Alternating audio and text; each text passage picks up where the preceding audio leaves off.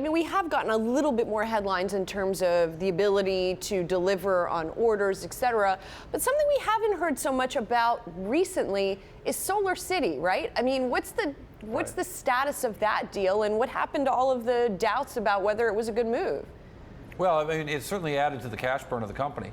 But I think that you know, we're talking about this right now, right in between earnings. We don't have any new news out of Tesla. Tesla stock seems to do the best when there's an absence of actual news about Tesla, which is to say that it is a stock that is really about belief, not evidence. It is about faith, not things that are seen. And I think that, you know, when you look at the market cap only tells you one thing. If you compare the market cap of Tesla to Ford and GM and even Honda, which you see as a spectacular market cap. But that's only the value of the stock. It doesn't tell you the whole story. I think we've got a chart that shows those market caps, comparing those four companies.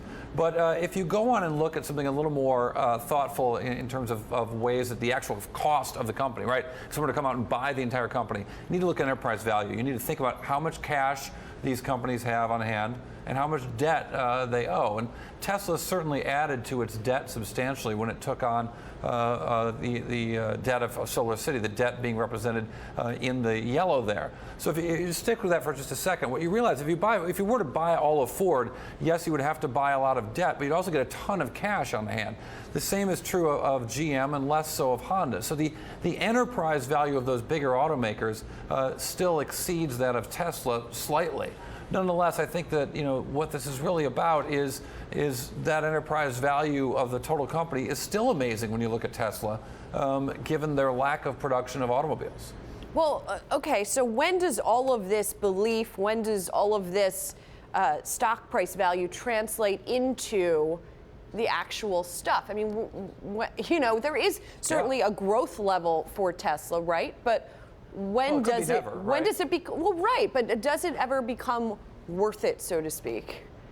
I mean, it certainly Tesla and indeed all of Elon Musk's ventures are always all about the come. They're always about what's about to happen, what could happen someday, whether the promises will be met.